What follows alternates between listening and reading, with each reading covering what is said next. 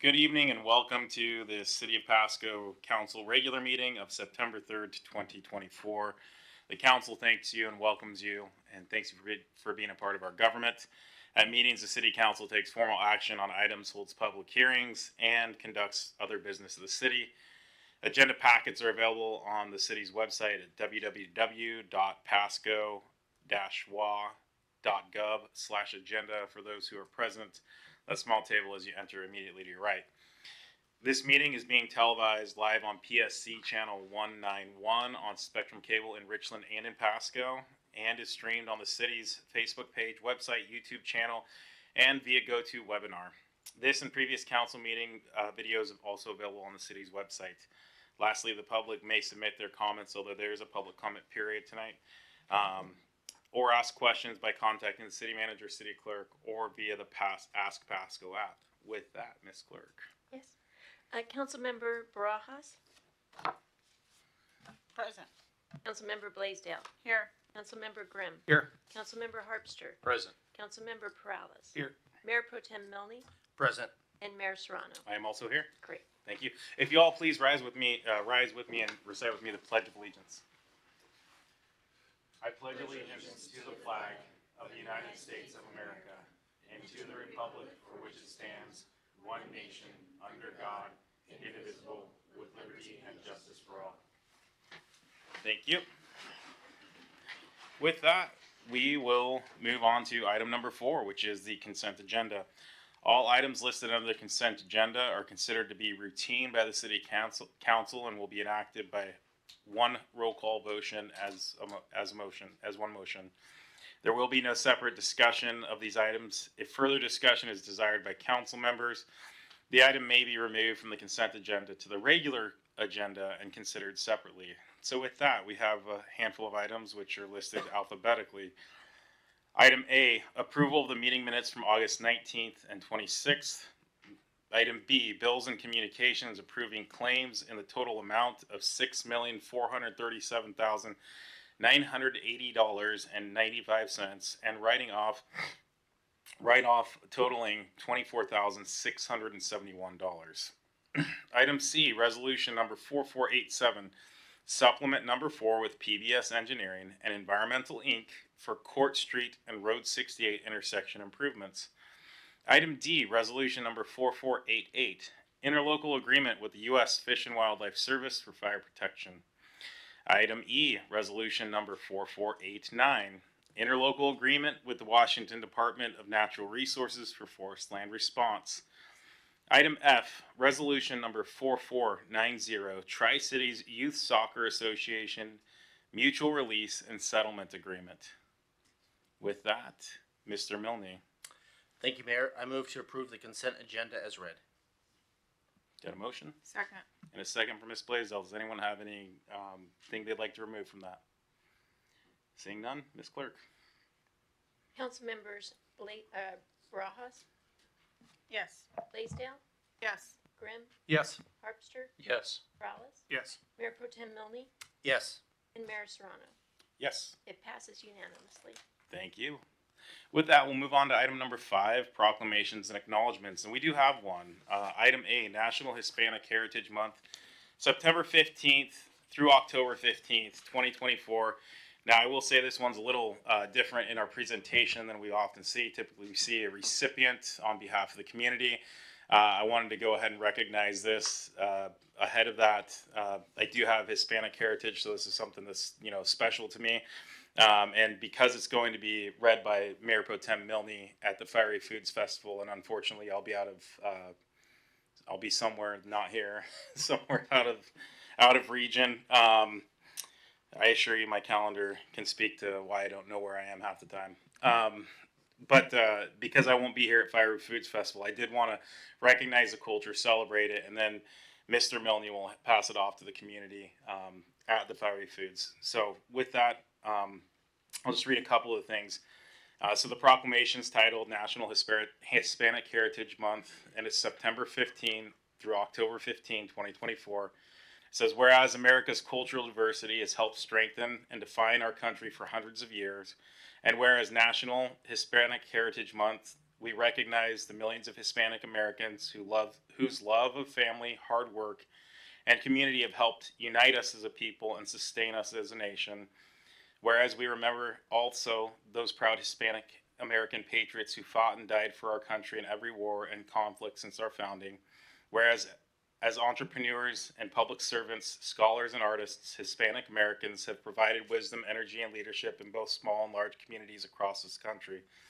Whereas while many Hispanic Americans are thriving and others are still struggling to overcome obstacles, including language and cultural barriers. Whereas we renew our commitment to ensuring all Hispanic Americans have access to the opportunities needed to pursue and realize their dreams.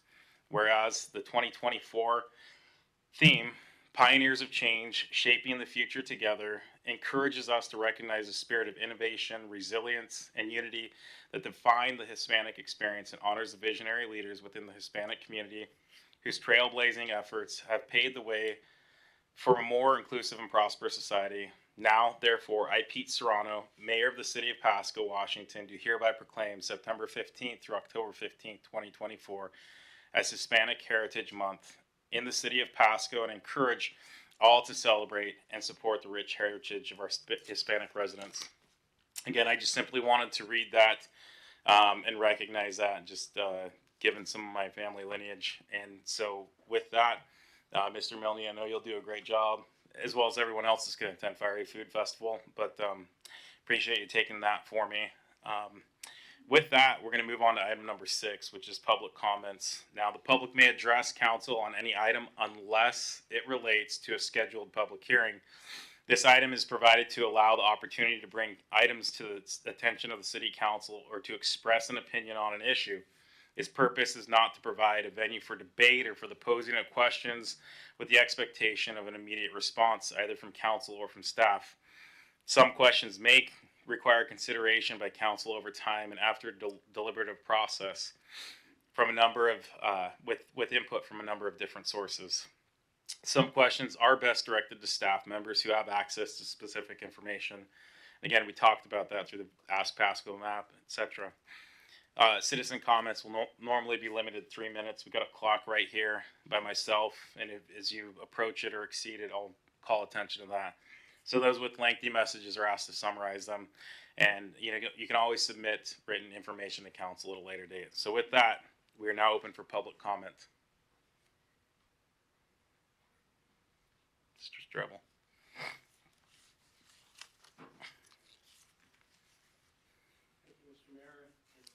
Stan, can you turn it on? The bass. There we go. Thank you, Mr. Mayor and Council. Greetings. It's a pleasure to be here with you tonight.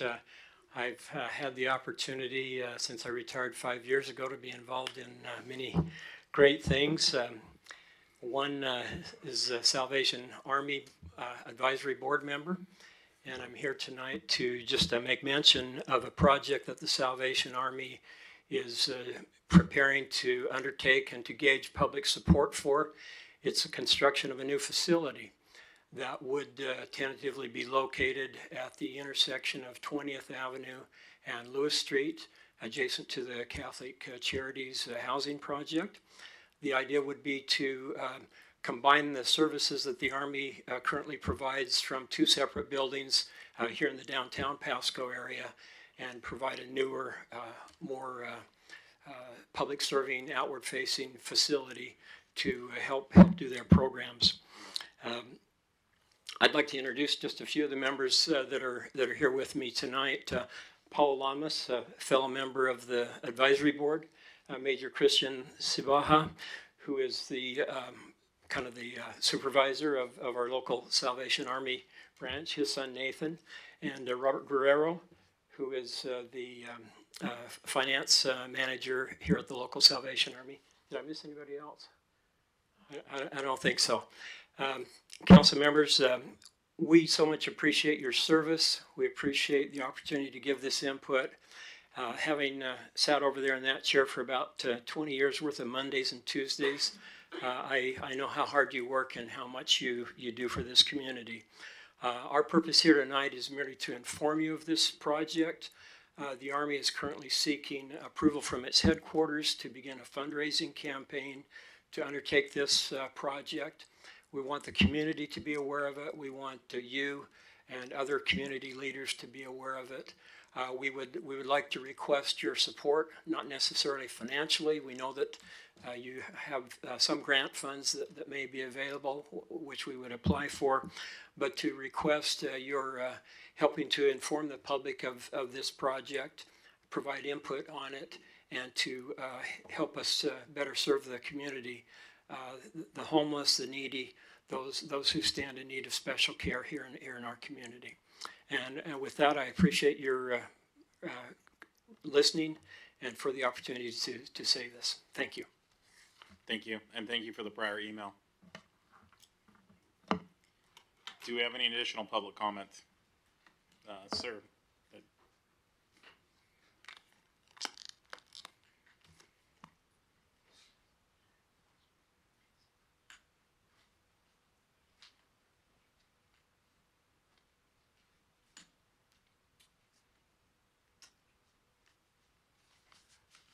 I'm not sure if this is on or not. It Yes, is. sir, it remains on. Thank you for the opportunity to speak to the council. We get this opportunity every 2 weeks, our 3 minutes before the group, which really doesn't allow very much time for us citizens to express our concerns, but we deeply, and I at least, deeply appreciate the opportunity for those 3 minutes every 2 weeks to talk about things that matter to me and some of the people that I represent. But I come today because I'm a strong believer and a longtime resident of Pasco, and I believe in such things that we have talked about, the neighborhood watch, report things that look suspicious, neighborhood watch, and I forgot the other one, Crime Stoppers and all of that. But my comment today is about an experience I had about a month ago with our own staff here on the City Council. I know, it's been a long time, even an employee of Pasco back a few decades, and I mean a few, that I went to a meeting on August 5th with the Historical Preservation Commission, and that meeting was interrupted by city staff without the proper notice according to the law, as I understand it, and was canceled by staff with a presence, in the presence of the members there, which actually included a quorum. The way that it was done is the reason that I'm bringing it to your attention. My purpose there, along with a colleague of mine who is quite senior, and our reasons for being there was to contribute our knowledge to the history of the Martin Luther King Center and all of the things that we had done, to bring it about and all that other stuff, because one of us, we're both in our late 80s. Because that meeting was canceled, we were denied the opportunity to do that. Now, that meeting was canceled without notice, and we had a quorum. The presiding officer did not preside, one of the staff did. And I'm just bringing that to your attention. I don't believe it's legal, but I'm just going to say that was quite irregular, given the number of meetings that I have attended where, and given all the things that I know about open public meetings. And they canceled the meeting, which denied me and the people who were there to make that contribution the opportunity to make that contribution for another 30 days. The other thing, and I only got 20 seconds, and I'll just put it this way. A public records request, which included no more and a few other items, but the agenda and the minutes took 20 days to get when the law said that it should only take 5, and I still haven't gotten them. Part of that is because, you just can't get up and respond when it's there in 20 minutes. I bring that to your attention in hopes that you would at least investigate that and do something about it. And in the spirit of being a neighborhood watch and keeping an eye out for crime in all places and reporting it to the officials, I want to report that that abnormality and the way that it was done was so, in the minds of some people, egregious, that I had to bring it to your attention. Thank you very much. Thank you.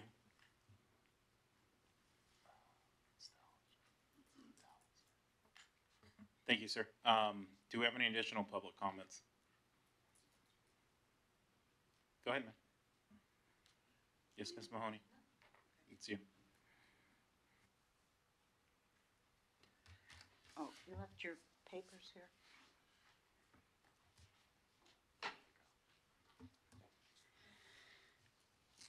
My name's Mary Mahoney. I'm a floodplain resident for over 30 years, Pasco, Washington. Regarding project number 19-053, resolution 4483, and in addition to my comments that I made on 8/19/24, I asked Pasco, please provide a number 404 permit issued to the city of Pasco from the U.S. Army Corps of Engineers regarding project number 19-053. I'm still waiting for an environmental impact statement, a start date, a readable map, fines and punishments for the Migratory Bird Treaty Act violations and for the killing of our 8 floodplain American bald eagles, as well as Clean Water Act violations. Regarding animal control, resolution number 4481, quote, 17999, Tri-City Animal Control, as an animal research provider, outdoor dog runs must be included to meet the minimum standards set forth by the Animal Welfare Act. That is, protect an animal's physical and mental well-being. Violations of the Animal Welfare Act by Tri-City Animal Control can lead to huge fines as well as more animal cruelty charges by the EPA, USDA, and the Department of Justice. See recent case law. Also see the comments made by Pasco City Attorney Leland Kerr on regarding WSU and due process emissions on 4/1/19. Last, put a hold on the aquatic center and tend to urgent community needs. In addition to a new Boys and Girls Club, a new Martin Luther King Center, a low barrier homeless shelter, our community needs a new no-kill animal shelter with an on-site low-cost spay-neuter clinic with no ties to WSU as an animal research provider. Also, I have a list of animal control facilities and rescues that supply WSU with research dogs and cats. We need an updated list from WSU President Kirk Schultz. These comments tonight and all comments that I've made to the City Council are for the record and to put the city on notice under 3. Thank you. Thank you. Do we have any additional public comment? Going once, going twice, third and final call. Seeing and hearing none, we'll move on to item number 7. And that's reports from committees and or officers. So this is our opportunity for verbal reports from our council members. Do we have any such? Councilmember Barajas. Thank you, Mayor. I just wanted to report real quick that I, as well with some staff, Adam, attended the Tri-Cities Regional Chamber of Commerce Congressional Update, where Congressman Newhouse shared updates regarding the economy and a lot of focus on the fentanyl crisis. Obviously discussed ways to battle that and in collaboration with local law enforcement, how to mitigate that situation. For more information, please look up the Tri-Cities Regional Chamber YouTube for the full video of that. Also attended the third and final CIP meeting. It was very well attended, actually. Thank you to staff for doing that again. I know Councilwoman Blaisdell was there as well. A lot of the comments that I heard were in regards to how Pasco is doing better. There's still a lot of work to be done. However, comments were positive about how it's changed. And I think staff took this one down. There was a lot of comments in regards to traffic on 68 and 100. You know, we talked about that roundabout and ways that we're working on, that city is working on to fix that situation. But, you know, sometimes citizens or residents just don't understand the work, the research, and the studies that go behind the decisions that our staff do. And so I would just ask that if you have any questions, please reach out to our department, to our staff. Ms. Maria, Director Sarah, is actually very well versed in the situation and in the projects that she's taking lead in. So I would suggest getting your questions answered by Director Sarah. That's it. Basically, all the comments were positive. Thank you. Thank you, Councilwoman Barajas. Mr. Grimm.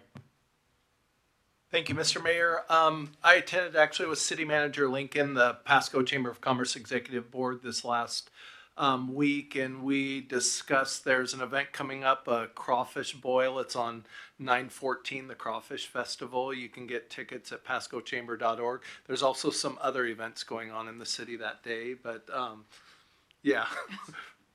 Please consider attending the Crawfish Festival. Also, it's budget season for them also, and so we started looking at next year's budget, how to work all that out. I would be remiss by not mentioning their annual Sunshine Luncheon is this Monday, 9/9 from 11:30 to noon at the Pasco, or 11:30 to 1 at the Pasco Red Lion. I also took a tour of city facilities this week to the wastewater treatment plant. I went to our 2 water treatment plants also, and I thank Director Sarah for giving me and my group a fabulous tour and very insightful to those things we all take for granted. And then actually later that day, I met with the city manager and deputy city manager for a regular meeting and talking about the upcoming budget and stuff. Thank you. Thank you, Mr. Grimm. Ms. Blaisdell. I attended the Pasco Facilities District Aquatic Center board meeting. I believe they've picked their design and they're moving forward. I also attended the Visit Tri-Cities board meeting. They are looking for volunteers for the Ironman. I think it's September 20th that week. They're looking for about 400 more volunteers, any age. So if you want to volunteer, you can go to the Visit Tri-Cities website. And then I also attended the Tri-Cities Regional Chamber Luncheon with Councilman Harpster and Councilwoman Barajas. Thank you, Ms. Blaisdell. Seeing no further lights, hopefully we all had clearly those of us who were here, a safe but also an enjoyable Labor Day now that we're back in the saddle. I didn't recognize that earlier, but it's always a wonderful holiday, but it's also sad because that means summer really is coming to an end and it's time to crack into the fall and into the winter. But with that, we will move on to item number 8, which is hearings and council action on ordinances and resolutions relating thereto. None listed tonight. We will move on to item number 9, ordinances and resolutions not relating to hearing. I will note that before item 9C, we're going to break for a 5-minute executive session under Revised Code of Washington 41.30.110 subsection 1 subsection B to discuss purchase of the property. So again, we're going to roll through items A and B right before C. I will again note that, but I just want to give you all a heads up because it's not on the agenda. So with that, we've got item 9A, which is resolution number 4491, supporting Franklin County Board of Commissioners sales tax ballot proposition. Proposition number 1, sales and use tax for maintenance and operation of emergency communications. Sorry, just bear with me here for a minute.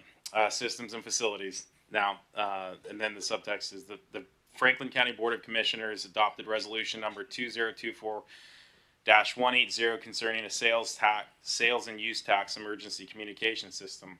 The proposition would authorize a sales and use tax of a 0.1% or 0.1% without an expiration date. A second sales and use tax of 0.1%, again 0.1, that expires after 36 months to be collected from all taxable sales within the county starting January 1, 2025.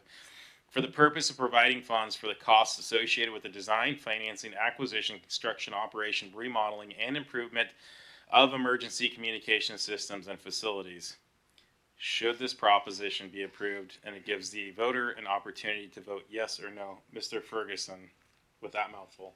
Yes, thank you for laying all that out. So this is one of those rare occasions when, as the council, you can use public facilities to express your support or opposition to a ballot proposition. So the law states, and I'll just read it for the record, that we are prohibited from using any kind of public facility for the purpose of assisting in a campaign or election of a person for any office or the promotion or opposition of any ballot proposition. I'll skip down to the pertinent part, which is, however, this does not apply to the following activities. Paren 1 states action taken at an open public meeting by members of an elected legislative body or by an elected board, council, or commission or special purpose district, including but not limited to fire districts, public hospital districts, library districts, park districts, port districts, public utility districts, school districts, sewer districts, water districts, and to express a collective decision or to actually vote upon a motion, proposal, resolution, or order or ordinance, or to support or oppose a ballot proposition, so long as A, any required notice of the meeting includes the title and number of the ballot proposition, which is why it was so lengthy and had to be read into the record previously, and B, members of the legislative body, members of the board, council, commission, or special purpose district, or members of the public are afforded an approximately equal opportunity for expression of an opposing view. So tonight is your opportunity to express those views, use the council chambers, and as long as we were giving equal time to folks to express their views, we can move forward and council can consider whether they want to adopt the resolution and support. Thank you, Mr. Ferguson. Yeah, so with that lengthy introduction, fundamentally the question before council is whether or not we would support putting this on the ballot measure in November. Is that correct, or? So the county commissioners, I think on July 31st, passed their resolution, and so it will be on the November ballot for implementation. It sounds like January of 2025. Right. And then this is just us making a formal position. That's correct. Yeah, it has no binding legal effect other than to be able to, as a concerted body, be able to express your opinion on the ballot proposition. Okay. Do we have any questions or comments to council? Mr. Grimm? Thank you, Mr. Mayor. I just want to say, as I'm sure it's a little hard for a lot of voters to look at voting in an increase in tax right now to the sales tax, but every single public safety representative, a police, fire, or anybody involved at any level I've talked to is just how important this is, how imperative it is, how outdated the system is, and just what this means for not only the citizens being responded to, but also the safety of our first responders. So as much as I would typically be against endorsing some kind of raise of tax, this is definitely a necessity. Thank you. Thank you, Mr. Grimm. Mr. Prout? Thank you, Mayor. Yeah, I support this resolution as read and put together. Just full disclosure, I am assisting this measure as a resident of Pasco, and I have assisted in writing the actual proposition that we will see on the ballot. So I just want to make sure that's known. In some circles, it has been known. But I totally support this, and like Councilmember Grimm said, during a time when inflation is just running rampant, cost of going to the store for groceries is going through the roof. We can't let this go on any longer. We have to make this tough decision, and I thank the council for considering this. And again, I hope we pass this so we can lend some support to Franklin County. Thank you. Any additional questions or comments? Seeing none, I'll make my opinion. I appreciate that the 1/10 of 1% that expires in 36 months. That should be a good injection that helps us. As we've heard several times from this podium, I think the numbers range from anywhere from like $9 to $18 million to do either the bare minimum or what really needs to be done. And that's what needs to be done today, right? 3 years from now when the first portion expires, who knows what upgrades will be required. Hopefully we can knock it out of the park in the first one and have the opportunity to capture what's needed. And then, hopefully at some point, either it'll be well enough funded where a future body of the county commission can contemplate whether it wants to rescind the second 1/10 of 1% or we live with it in perpetuity and make sure that we're actually saving for the future, as opposed to in a dire situation where the jurisdictions have to come up with millions of dollars. With that, Mr. Ferguson, did I understand I need to open it for public comment on this position? Yep, that Okay. sounds great. Ahead of going ahead and having a motion, right? I'm sorry? Ahead of asking Mr. Milne to make Yeah, I a would motion. do it now. Okay. Yep. With that, I'm going to open for public comment on this item. Going once, going twice, going a third time. Public comment is now closed. And I will note that before we started the meeting, our staff indicated that no one is online, or at least not appearing online, is seeking to speak. So I just want to be clear with that, so that we've got that for the record. So with that, Mr. Milne. Thank you.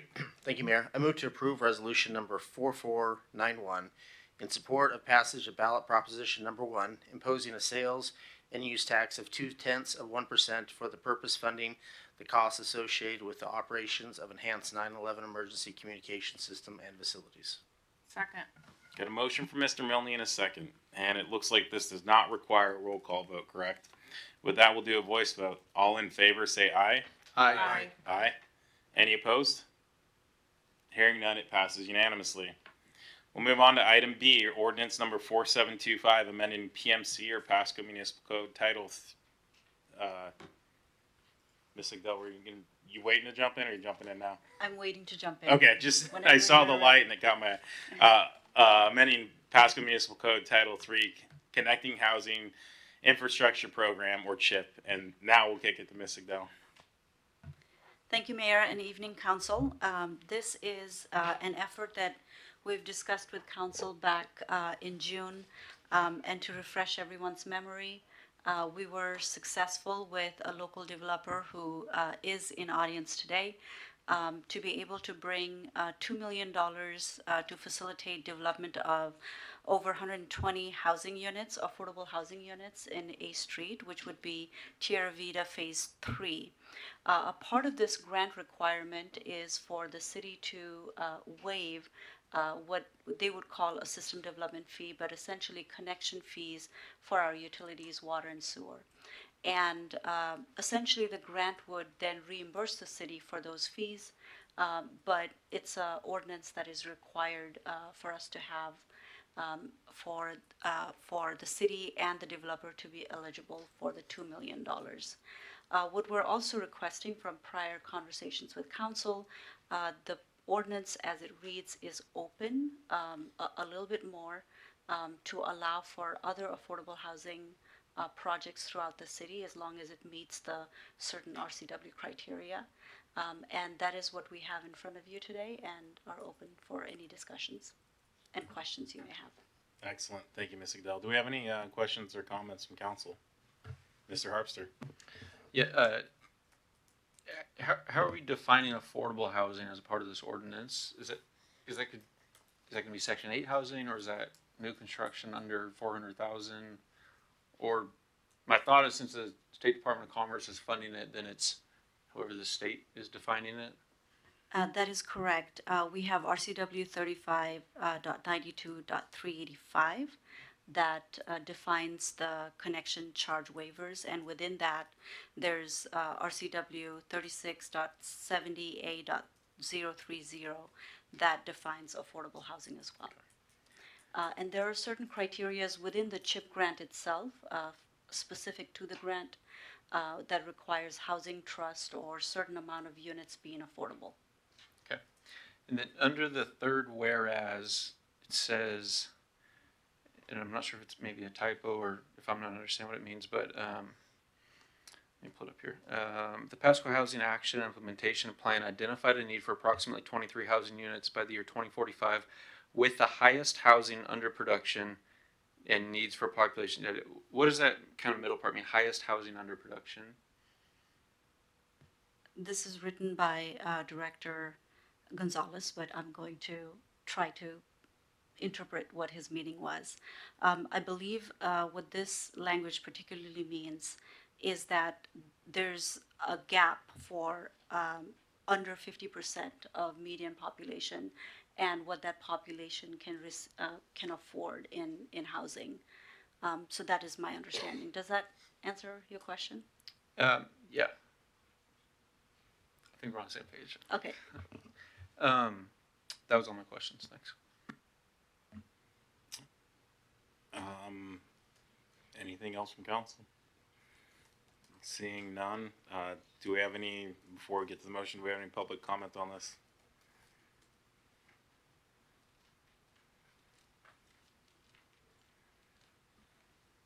John Schlein with B4 Development and Consulting here in Pasco, Washington. We support this. We were the developer who is working with the Tierra Vida Phase 3 project, 120 units.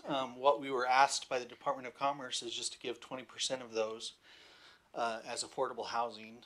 Tierra Vida Phase 3 actually has 80% of those that will come online starting in December and each month after that, and we'll finish the entire project by April of next year. Pretty excited about that, and we're committed to affordable housing for the next 25 years as a part of this grant. We asked for 1.5 million, and because of the nature of this project, they gave us 2 million. And so we're very excited about this opportunity and the partnership with the city, and it's been a really good thing. So thank you. Thank you. Do we have any additional public comment? Going once, twice, third time? Public comment on this is closed. Mr. Milner. Thank you, Mayor.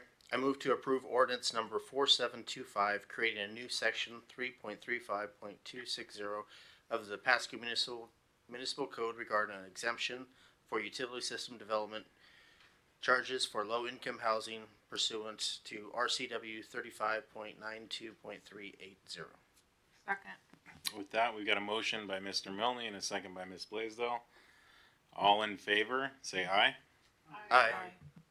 Aye. Any opposed? Hearing none, that passes unanimously.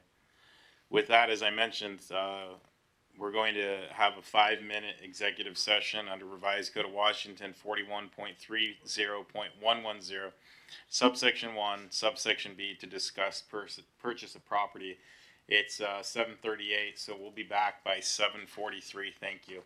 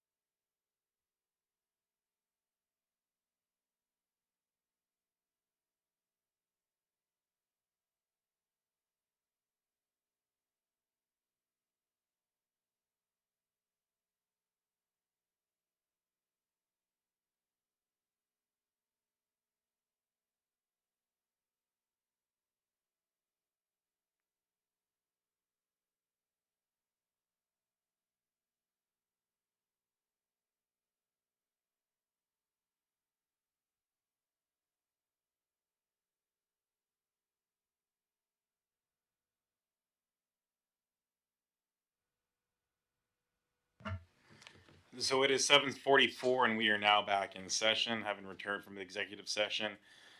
With that, item C is resolution number 4492, authorizing the purchase of 122 and 124 South 4th Avenue for the expansion of the Pasco Specialty Kitchen.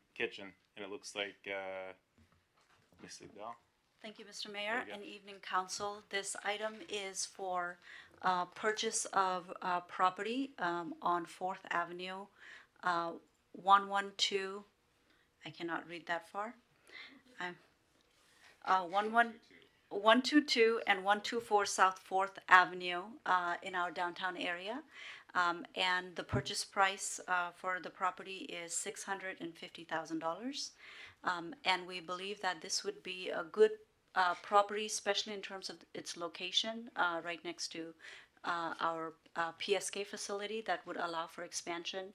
If we're able to receive some grants to be able to make the necessary modifications, as well as a greater presence of city staff and in the downtown area, and increasing foot traffic and vibrancy of that area, as well as looking at the potentials for all of the programs and construction projects that we anticipate in future that would make ownership of this building a lot easier and less impactful for the businesses around. And with that, we're open to any questions that you might have. Thank you. Do we have any questions or comments from council? Alrighty, Mr. Perales. Thank you, Mayor. I just got a couple questions in regards to just the real estate, and then a couple of general comments. Is this property going to go through an environmental assessment at all? I didn't see any like notes for like prior history and usage. We did perform we hired a building inspector, and we had our experts within the city as well accompany the building inspector, and there was a report that came out that staff reviewed. Is that what you're referring to? Oh, I was under the interpretation that we were approving a purchase, and then you guys would go through and do the inspection. That's already been done. The inspection has been performed, yes. Wow. Okay. So then was a phase 2 done, and did we find it? Because one thing that was concerning to me is that clause that talks about being sold as is. So I guess Yes. nothing was found that was detrimental to the site.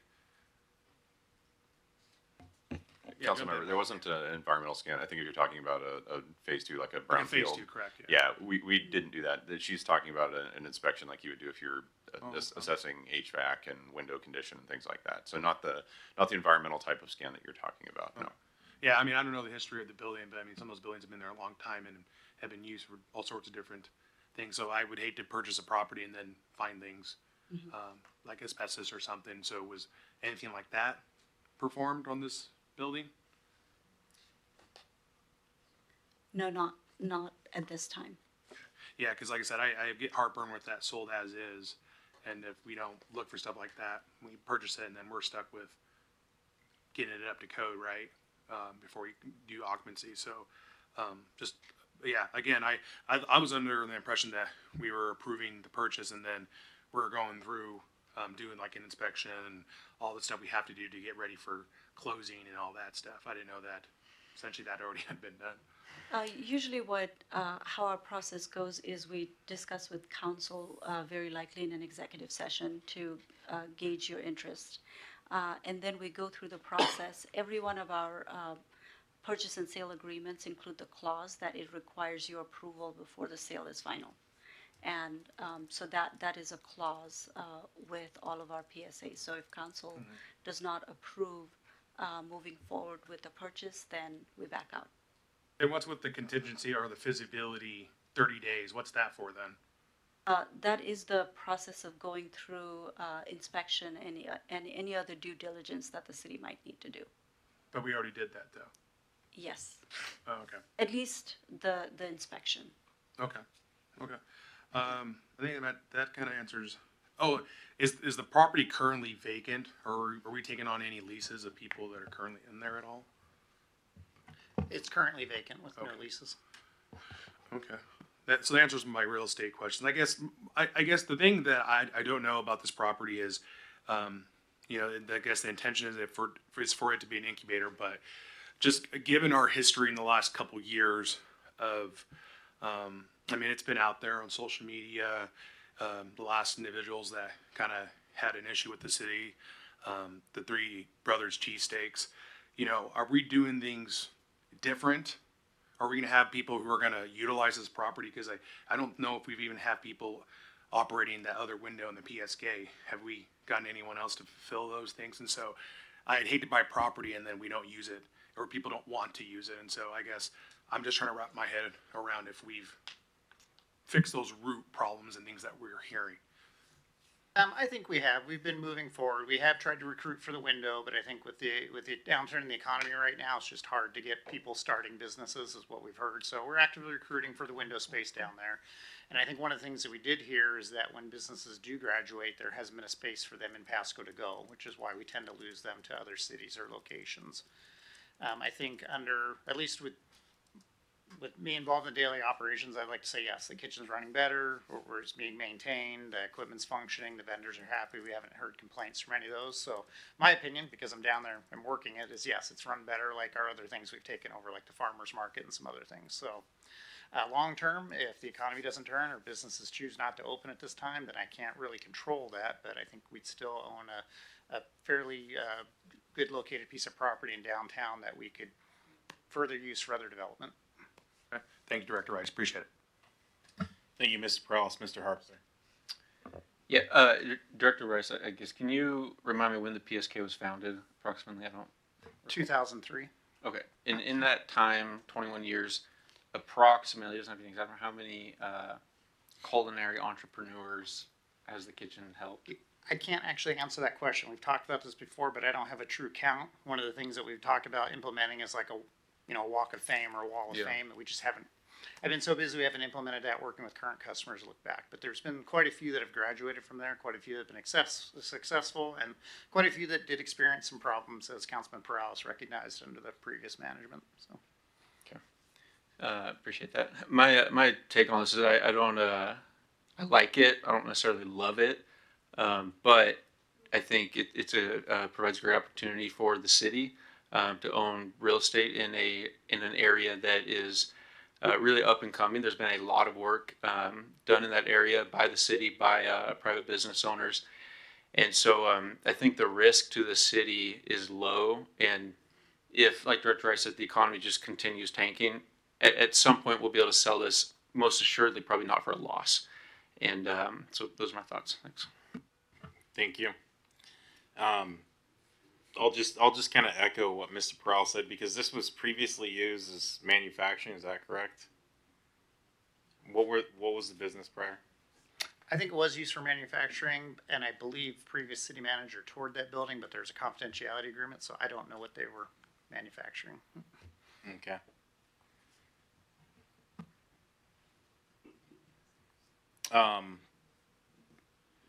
Councilmember Barajas. I'm gonna approve, I agree on the purchase of this building. It's sat vacant for many, many years. It's an eyesore.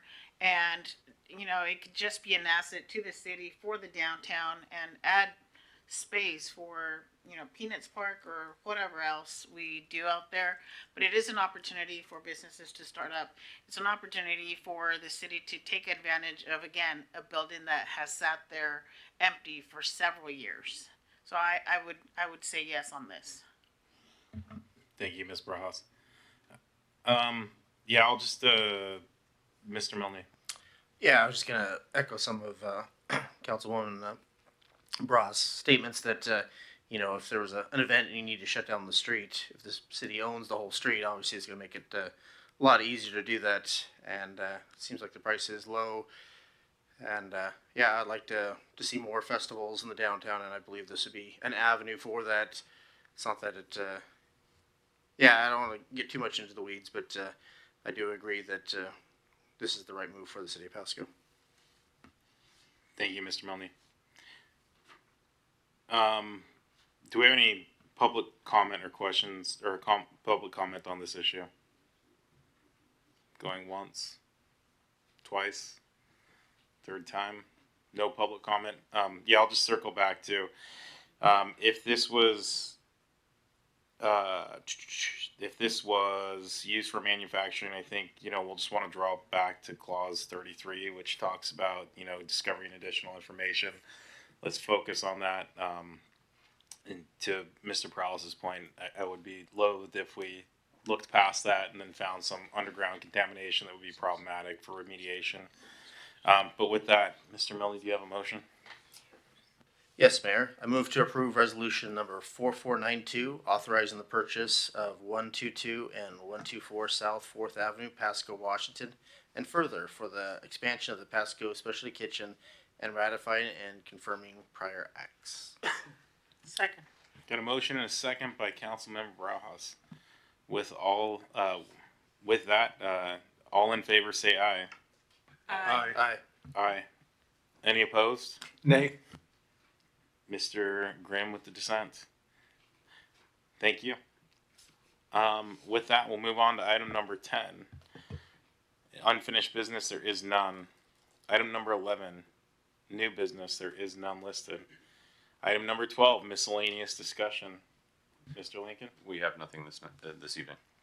All right. With that, Mr. Grimm, is your light still on intentionally? Nope, I'm fresh. Or? Okay, let's hear it. Thank you. No, I appreciate Councilwoman Blaisdell's update from the Pasco Public Facilities District, but wondering if it was time, since they've approved design moving on, if it would be appropriate to ask Mayor Watkins and perhaps Morissette to come by and give us an update and how the rest of the council felt about that. Yeah, I think he'd be willing to do that. I think it'd be fine to see an update. Certainly a project that's a significant investment paid for by the taxpayers, and I think folks want to know. I'll just make my typical comment. Let's keep it tight. Not just wind in for a 30-minute presentation. Pictures are good in 10, 12-minute slots. Perfect. Thank you, Mr. Mayor. I mean, but I'm 1, 2, 3. We have a fourth. Yeah. I hear Milne, so we got at least 4 that are in favor of having that. So Mr. Lincoln, 5, 6, and probably. Can we get 7? Leah, you want to be number 7? Or are you not interested in hearing that report? Email would be better, I think. Okay, that's fine with me too. So certainly, yeah. So it sounds like a short presentation that the public can take a look at would be great, plus a preceding email. I think, Mr. Grimm, your light's off, so Mr. Prowse. Thank you, Mayor. I'll be brief. I appreciate the Salvation Army coming out today and looking for support, and so I did present a email to the council, and so I just wanted to gauge interest in signing on to a letter of support, either the one that was sent to us or we can create our own. So that would be my motion. Is your light on? Yeah. Do you want to address this? Yeah, no, I would be in favor of that. And to that point, I remember when I was a young, spoiled kid, I was getting ready to throw away a pair of shoes that were, by my standards, worn out. And my grandpa, who's been a part of the Salvation Army for a long time, chastised me for doing that, explained what the Salvation Army was to me, and have been a fan, ever since. Never really been a supporter, but as a counselor, I'd love to join that and support that. Great. I'd be supportive. Okay, so we've got at least 4 in fifth. Got at least 5 in support. So maybe Misters Lincoln and Ferguson, if y'all can work and just make sure as it's written we don't bind anything or have any issues that would be problematic for us. Otherwise, yeah, let's move forward. Mr. Prowse. Yeah, just one more thing. I don't like to be a rock in anyone's shoe, but I just think that when individuals come up and tell us about issues in the community, especially when it comes to a meeting that's being held here at City Hall, I just want to provide a layer of transparency, and if we can get just a little bit of information about.